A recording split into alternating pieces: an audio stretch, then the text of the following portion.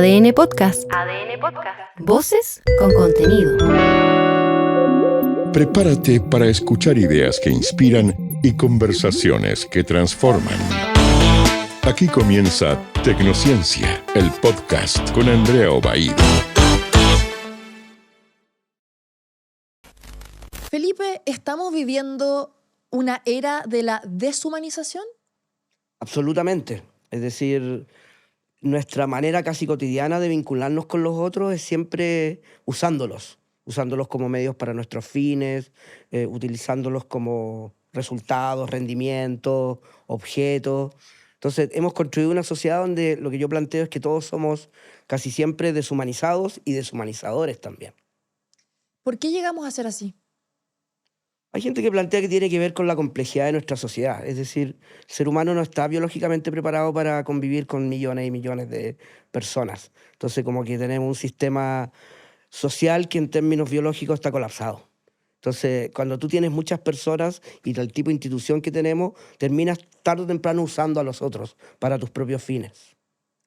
Muy bienvenidos y bienvenidas a Tecnociencia, el podcast, donde hoy día tenemos una tremenda conversación profunda con Felipe Lecanelier, doctor en psicología y en educación, además autor de este libro, Nuestra humanidad invisible, deshumanizaciones ocultas y el estigma de la salud mental en la crianza, la educación, el trabajo y la sociedad. Felipe, ¿somos los padres y las madres deshumanizadores con nuestros hijos? O sea, lo que se plantea es que cada vez que tú usas a tu hijo como una extensión de tus propias expectativas, tú quieres algo de él que te conviene a ti, deshumanizamos a nuestros hijos. Y ahí tenemos mucha evidencia científica que muestra que en verdad en Chile y en muchos otros países los niños no son sujetos de derecho. Nosotros nos contamos el cuento y políticamente siempre se habla de que los niños son sujetos de derecho, pero si tú analizas toda la evidencia disponible durante los últimos 10 años, los niños son objetos de nuestras propias agendas personales, políticas, sociales. Nosotros hacemos con los niños y las niñas lo que nos da la regalada gana. Entonces sí los deshumanizamos tanto que ya ni siquiera nos damos cuenta de todo lo que lo hemos deshumanizado. ¿Cómo eso tiene consecuencia en su adultez? Que uno se acostumbra a vivir en la deshumanización. O sea, lo que yo planteo, y por eso yo le llamo deshumanización oculta. Si tú estás en un trabajo, a ti te van a tratar como una meta de productividad, te van a tratar como un número, te van a tratar como un financiamiento. Y todos estamos acostumbrados a eso. Ya nadie ni siquiera se queja de que todos somos tratados como cosas, rendimientos. Los niños son tratados con los colegios como notas, matrículas. Entonces, la consecuencia es que vivimos en un mundo que está tan deshumanizado que como pez en el agua ya ni siquiera nos damos cuenta de lo deshumanizado que estamos. Porque es como el aire que respiramos. Y eso también tiene que ver con muchos estudios que además tú has hecho relacionados con el alto maltrato infantil que hay en Chile y que finalmente ese maltrato lleva a seguir esos mismos ejemplos de los niños cuando ya son adultos. Mira, hay dos evidencias que nadie habla y que yo no veo, los medios de comunicación deberían estar hablando. Dos médicos de estudio mostraron que el 70% de los niños en Chile viven violencia cotidiana en los hogares. Y el año pasado se publicó el estudio más grande de todo el mundo de abuso sexual. El promedio de abuso sexual en las niñas en todo el mundo es de 16%. Nosotros tenemos 32% y algunas personas plantean que llegamos al 45%. Algo tiene este país que somos realmente deshumanizantes, no solamente de la infancia, de todo el mundo. ¿Qué pasa en el cerebro de una persona que lo hace comportarse como un violador, un asesino y finalmente un no ser humano? Lo que pasa es que si a ti te tratan como una cosa, imagínate que tú tienes un niño en donde tú lo castigas, lo abusas reiteradamente, lo manipulas, lo torturas, ese niño aprende a sentir que él es una cosa y todos son unas cosas. Entonces, lo interesante de los estudios de la deshumanización es que yo tengo que tener un tipo de vida, una crianza, para verte a ti como seres humanos. Si yo he tenido un tipo de crianza, vivo en un tipo de sociedad, para mí es muy fácil empezar, por ejemplo, a verte a ti como una cosa, como un objeto. Y cuando yo te veo como un objeto, te puedo destruir, puedo hacer lo que quiera contigo. Y ese es el tema de la deshumanización. Cómo a través de darnos explicaciones hemos cometido las atrocidades más extremas que una especie viva puede hacer. Bueno, sin ir más lejos, estamos viviendo en una gran crisis de deshumanización que es lo que ha pasado Con Gaza. en Gaza, el genocidio de Gaza. Y uno se pregunta, ¿cómo puede llegar un ser humano y seres humanos a cometer Buenísimo. este delito? Y no solamente estamos hablando hacia adultos, estamos hablando hacia niños y niñas que son totalmente inocentes y que no se pueden defender. Ya, ese es el gran tema. Todo lo que se ha investigado es que los adultos pueden cometer esas atrocidades porque esos adultos no están pensando que están cometiendo atrocidades. Están pensando que están haciendo el bien. Cuando tú analizas el nazismo, todas las matanzas, la esclavitud norteamericana, lo que ocurre en Gaza, nadie dice que está matando a niños porque quiere matar niños. Ellos están limpiando un pueblo. Es decir, las peores atrocidades del ser humano siempre vienen con una narrativa ética de que se está haciendo el bien. Y ahí es donde entramos en un laberinto muy complejo. Pero ¿qué pasa a nivel psicológico en esas personas? ¿Por qué piensan así? ¿Por qué la ideología va más allá de lo ético, de lo valórico? Ya, ahí nos metemos en otro tema. Y es que en verdad nosotros no tengo tan claro que seamos seres éticos, nosotros somos seres emocionales y sociales. Entonces cuando se empieza a analizar el nazismo, lo que está ocurriendo en Gaza, siempre hay detrás una intención afectiva de poder, dinero y fama. ¿Me entiendes? Es decir, yo no creo que nosotros seamos seres tan éticos. Nosotros nos contamos el cuento que somos seres éticos, pero al final lo que a muchas personas les mueve es el dinero, el poder y la fama. ¿Me entiendes? Entonces, nos hace ser seres bastante complejos. Hay gente que plantea que los seres humanos no somos deshumanizadores, intrínsecamente deshumanizadores. Pero como no podemos, yo no te puedo deshumanizar a ti porque no está en mi biología, yo tengo que contarme un relato de que tú no eres humana. Y en el momento en que yo me cuento un relato que el otro no es humano, yo tengo todo el permiso para hacerle lo que quiera. Y eso es gravísimo. Felipe, tú planteas en este libro sobre la deshumanización oculta y una de las preguntas que haces es, si yo he deshumanizado a alguien, ¿cómo puedo saber yo si también he cometido ese error? ¿Cómo puedo saber yo si estoy deshumanizando a un colega en el trabajo, a mi hijo, a mi hija, a una pareja o a mí mismo? Ya, lo que pasa es que lo que trata de mostrar todo el transcurso del libro es que si tú eres humana y vives en una sociedad moderna, siempre has deshumanizado y has sido deshumanizada. Es decir, no hay nadie que está lejos. Si tú trabajas, tú tienes un trabajo, de una u otra manera vas a ser deshumanizado por tu jefe o jefa y tú de alguna u otra manera, no siempre, puedes inevitablemente deshumanizar a los otros. Siempre que hay una estructura simétrica de poder, siempre hay deshumanización. Papás con hijos, jefes con subalternos, docentes con estudiantes. Entonces lo que yo planteo y trato de mostrar en el libro es que hemos creado un mundo donde ya no hay manera de salir de vínculos deshumanizantes. Pero si uno es consciente de cómo está actuando o cómo no te gusta que te traten, ¿puede cambiar? Ya no revertirlo, pero cambiar. Sí. Y eso fue uno de los sentidos en el libro, tampoco es tan nihilista. Sí, yo propongo, hay muchos estudios que muestran que hay vías de poder salir de la deshumanización. Y específicamente hay muchos estudios que muestran cómo podemos salir de un tipo de deshumanización que a mí me preocupa, que es el estigma de tratar los sufrimientos humanos como patologías psiquiátricas o psicológicas. Y creo que eso es grave.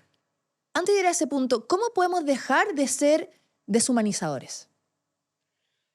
Es que lo que pasa es que, por ejemplo, si tú tienes subalternos dentro de tu trabajo, los vas a tener que deshumanizar, ¿me entiendes? Porque ponte que el día de mañana llega un subalterno y te dice, mira, sabes que hoy día, esta semana no puedo trabajar porque estoy deprimido. No, tienes que trabajar igual. En ese momento lo deshumanizaste. Entonces, lo que yo planteo es que la cosa es más complicada. Hemos creado una sociedad basada en asimetrías de poder con un nivel de complejidad tal que pareciera que es la consecuencia inevitable, es que tarde o temprano o tú vas a ser tratada como cosa, como medios para los fines de otras personas, o tú vas a tratar a los otros como una extensión de tus propias fines personales, agendas, políticas, sociales. Pero eso también hace que las personas pongan límite, o sea, el límite de no querer seguir con esa relación amorosa o no querer seguir en ese trabajo o muchas veces cortar hasta un vínculo con un familiar. Claro, pero ahí entramos en otro tema. Pregúntale a un estudiante si puede salir de su colegio o pregúntale al 90% de los chilenos si puede salir de su trabajo. ¿Qué hacemos? Yo creo que lo que primero hay que hacer es entender de que las personas, nosotros, esto es un gran tema, Hay estudios que muestran de que estamos cada vez más, perdonen que lo diga de esta manera, están más tontos. ¿Ya? Se publicó hace poco un estudio sobre la evolución del pensamiento, de la inteligencia durante los últimos 40 años. Estamos en el momento con el nivel más bajo de inteligencia, reflexividad. Cuando tú no eres reflexivo, tú te compras cualquier relato. Y los relatos siempre son marketing. Detrás de cada relato político, cada relato social, hay otro relato oculto que es el verdadero. Entonces, una manera de salir de la deshumanización es sacar ese relato oculto y entender, oye, cuando tu jefe te dice, oye, tú eres muy importante para mí, no te está diciendo que tú eres muy importante para mí. En el fondo, lo que te está diciendo es, yo te estoy usando para mi propia meta. Entonces, saber de la deshumanización oculta nos permite como desenterrar ciertos relatos que creemos que son ciertos, pero que en verdad tienen otros sentidos más ocultos, que es controlar a las personas. ¿Por qué queremos controlar a las personas? Porque tú para vivir necesitas un trabajo, necesitas un sentido de vida, y ese sentido de vida no lo puedes hacer solo porque somos una especie ultrasocial. Tú eres en cuanto a los otros. Tú existes por tus hijos, tu pareja, quien sea. Pero hemos construido un mundo en donde ese existir en cuanto a los otros es que yo te necesito usar para yo mantener mi propio sentido, le llaman mi propia afirmación existencial. Para yo hacer lo mío, te necesito a ti, pero yo para poder hacer lo mío inevitablemente te voy a tener que usar tarde o temprano. Pero eso suena macabro. Sí. Mucha gente me critica, me dice que yo soy un nihilista, pesimista, pero mira los datos. No escuchen mi opinión. Revisa todos los datos de salud mental, de bienestar, de inteligencia, de enfermedad, de soledad, de trauma. Yo lo he hecho todo. Y es para preocuparse. Tenemos un problema de salud mental grave en Chile. Necesitamos más políticas públicas que inviertan en tratamientos y que también puedan apoyar a las personas en esta situación. Y hemos visto cifras recientemente donde el 76% de las personas que tienen problemas de salud mental no acuden a un especialista sabiendo que tienen ansiedad, depresión, insomnio. ¿Qué está pasando en Chile? ¿Por qué tenemos estos índices de salud mental también asociados a lo que tú planteas en este libro? Ya, ahí es donde entramos en el tema del estigma, porque a mí me gustó mucho ese dato porque está súper reportado en miles de estudios de otros países. El estigma, cuando tú le dices a una persona, mira, tú tienes un trastorno X, yo no te estoy dando una buena noticia. Entonces creo que hay dos cosas que hay que aclarar y es importante que la gente sepa. No tenemos ninguna evidencia que decir trastorno de personalidad, trastorno de déficit atencional, es lo mismo que decir, por ejemplo, enfermedad broncopulmonar. El estatus científico de los trastornos no es lo mismo que la enfermedad médica. No hay nadie serio te puede decir que tenemos evidencia de que los trastornos psicológicos son enfermedades médicas. Pero hay otro problema, que esos trastornos psicológicos vienen con una carga de estigma. Si yo te digo, mira, sabes que tienes una enfermedad broncopulmonar, tú no te sientes mal contigo mismo, no quedas, pero si yo te digo, mira, tienes un trastorno límite de la personalidad, ¿cómo quedas tú? Entonces, ¿por qué te digo eso? Porque el estigma es uno de los principales factores de por qué la gente no pide ayuda. Nadie quiere ir a pedirle ayuda a un profesional para que le termine diciendo que su sufrimiento es de insanos, de locos, de desadaptados. ¿Me entiendes? Entonces, eso es lo que yo llamo la paradoja del estigma. Todo lo diagnosticamos y no nos damos cuenta que al diagnosticar, en vez de ayudar al otro, provocamos más aislamiento, más soledad y más sufrimiento. Y nuevamente, no es una opinión mía. Tuve que revisar 30 metaanálisis y estudios que muestran que es clarísimo el efecto negativo del estigma. Pero ¿cómo eso también puede cambiar sabiendo que la ayuda oportuna puede evitar suicidios, puede evitar que estas enfermedades sigan avanzando y que también sigan siendo invisibilizadas? Porque lamentablemente la sociedad las invisibiliza. Ya, la ayuda oportuna, esto incluso hay guías de la Organización Mundial de la Salud, guías de la Unión Europea, y el gran tema actual, que es uno de mis temas, es humanizar el sufrimiento. Sufrir no es de locos, no es de insanos, no es de trastornados, no es de cerebros rotos, no es de genes defectuosos. La vida es de sufrir. Hemos construido un mundo donde el sufrimiento son inevitables. Entonces, humanizar el sufrimiento es dar el mensaje, tú estás mal no porque eres una loca, insana, desadaptada. Estás mal porque la vida duele, ¿me entiendes? Entonces, esto es un tema mundial que no tenemos en Chile, que es que tenemos que tener sistemas de atención pública, que no lo tenemos. ¿Sabes que en la atención pública a ti te obligan a que cada vez que llega una persona le tienes que poner un diagnóstico psiquiátrico? y después el gobierno lanza una guía contra el estigma, pero paralelamente todos los profesionales están obligados a diagnosticar. Hay que humanizar el sufrimiento. Sufrir no es de locos, es casi como inevitable en el mundo que hemos creado. Y es un programa mundial que se está empezando a gestar y Chile estamos a bastantes años todavía de eso. Te quiero preguntar sobre la invisibilidad de las personas. Estamos en un momento en la sociedad donde estamos pegados al teléfono, donde no miramos al otro, donde con un caso tan simple de pedir permiso para cambiarte de fila en la calle, nadie te ve, nadie te deja. ¿Qué está pasando? Ahí tienes dos explicaciones. Una, la primera que te dice lo que yo te decía. El ser humano tiene la capacidad de vincularse con no más de 100 personas durante toda su vida, desde que nace hasta que se muere. Así evolucionamos durante el 90% de nuestra historia evolutiva. Entonces, hemos creado un mundo con el nivel de sobrepoblación donde nuestro cerebro no tiene la capacidad de humanizar a las personas, las tienes que tratar como objeto o invisibilizarlas. Es decir, la sobrepoblación genera inevitablemente deshumanización, ¿ya? Eso es un tema más externo. La otra explicación que nosotros tenemos es que hay mucha crianza traumatizante. Tenemos varios estudios que muestran de que el nivel de trauma en Chile... Y cuando tú tienes un niño y le pegas, le gritas, lo golpeas, lo criticas, lo que tú le estás diciendo es, tú no eres humano. Y como tú no eres humano, no tienes que tratar a las personas como humanas. Y entonces eso va generando una vida en donde para ti mirar a los otros como objetos, a las mujeres como objeto sexual, a los niños como rendimiento, ¿me entiendes? A la política, mira lo que pasa, mira los comentarios en las redes sociales. Basta que alguien piense diferente que lo destruyes. Entonces hemos creado un mundo, lo que yo trato de mostrar, que es preocupante, en donde realmente los otros son cosas cuando amenazan mi propio sentido de vida. Y ahí hay que ir al mundo de la sobrepoblación, pero tenemos que analizar, y se ha analizado, pero nadie toma en cuenta por qué es tan difícil crear seres humanísticos o humanos universales en este mundo. O sea, de acuerdo a lo que tú también planteas en tu libro, nuestra humanidad invisible, los altos índices de criminalidad, de deshumanización, de delincuencia, ¿están vinculados específicamente a cómo fuimos criados? Hay 40 estudios que muestran que el 100% de las personas que cometen delincuencia vivieron unas historias que ni la peor película de Netflix te la podría retratar. Porque yo hablo de esto y me dicen, estás justificando la delincuencia. Yo soy un profesional de la salud mental. Yo tengo que tratar de entender el fenómeno. Yo no soy nadie para decir que algo es bueno o malo. Pero sí, uno de los grandes temas, ¿por qué los jóvenes no quieren casarse? ¿Por qué no quieren tener hijos? ¿Por qué hay tanta soledad? ¿Por qué ya nadie confía en nadie?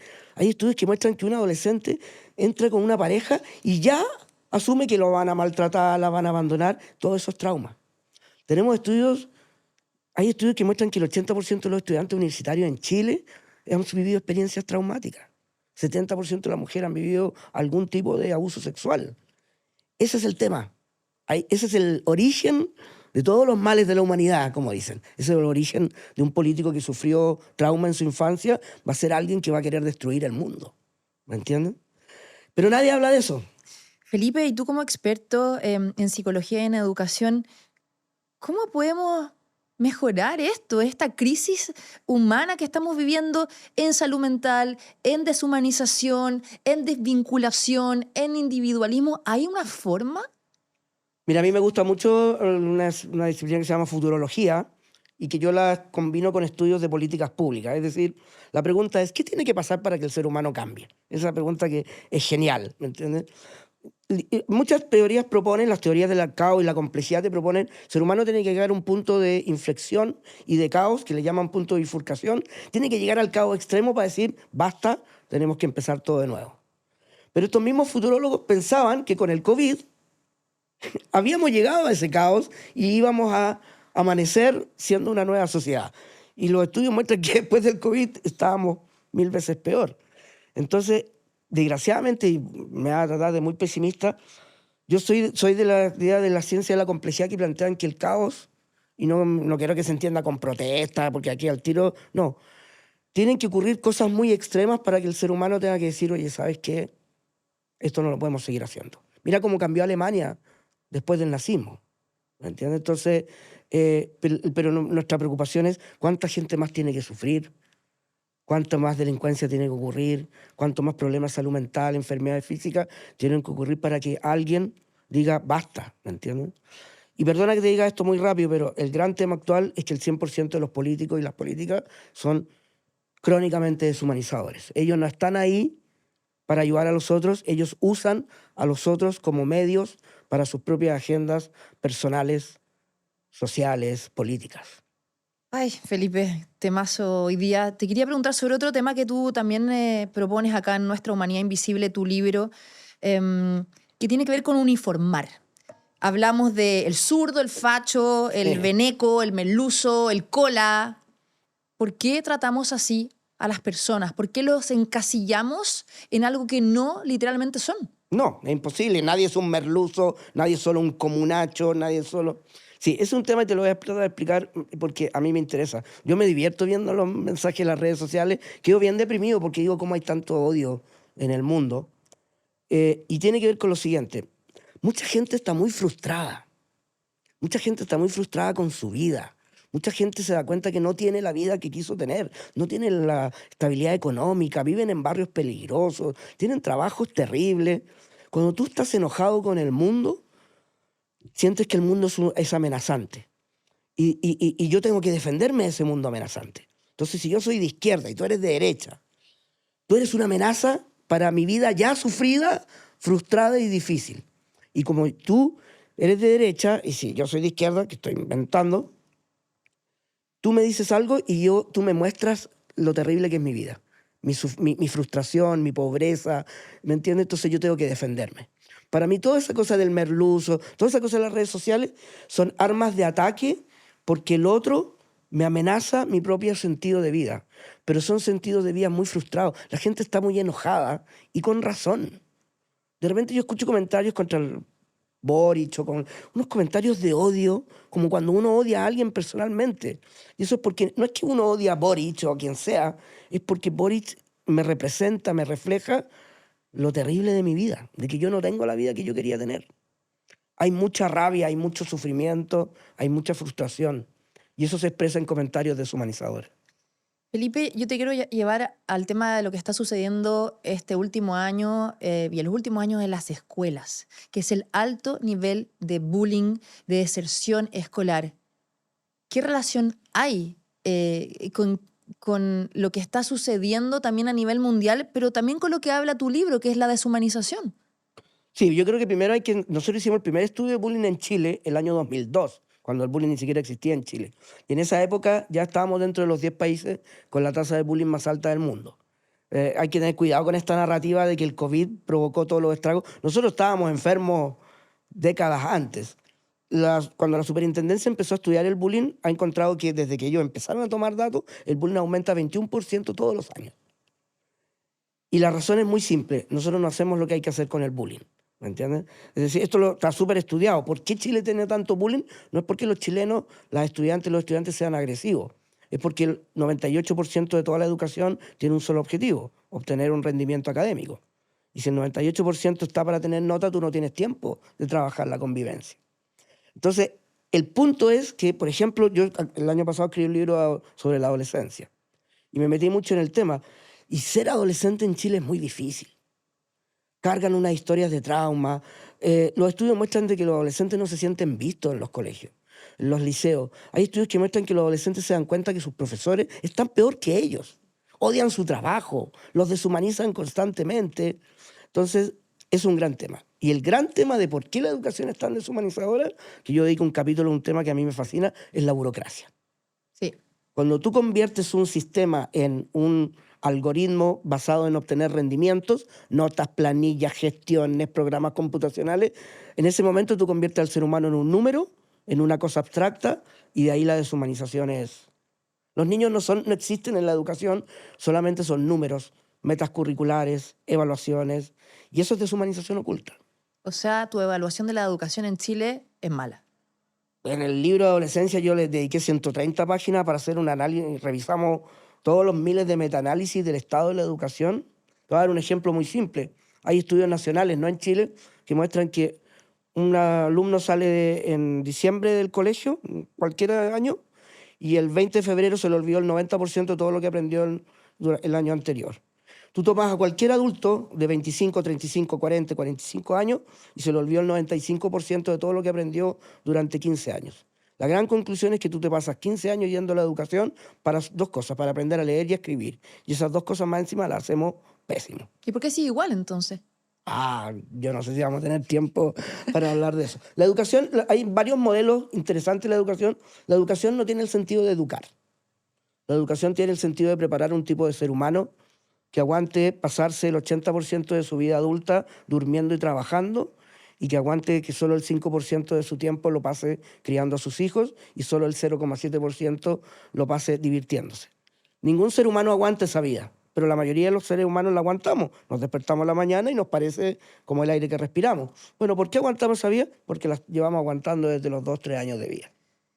Ay, Felipe, podríamos estar conversando mucho rato. Ha estado espectacular esta conversación profunda, reflexiva, una conversación que es necesaria. Y yo los quiero invitar a que conozcan este libro, Nuestra Humanidad Invisible, con Felipe Lecanelier, doctor en psicología, en educación. Tienes muchísimos estudios también, como hoy día nos mencionaste, en bullying, en crianza, en maltrato, en cómo necesitamos ser mejores personas, en ser humanos, que se nos olvidó completamente. Y justo estamos viviendo esta tremenda crisis de deshumanización, y el mejor ejemplo es lo que ha pasado en Gaza. Gracias por estar con nosotros acá en Tecnociencia, el podcast. Muchas gracias, Andrea, por invitarme. Muy entretenida la conversación. Y los invito a ustedes a seguirnos en todas las plataformas digitales de ADN, en YouTube, en Spotify, en X, en Instagram, en LinkedIn, en Facebook, también en las mías, @AndreaObaid. Nos vemos en un próximo capítulo. Que estén bien. Esto fue Tecnociencia, el podcast con Andrea Obaid.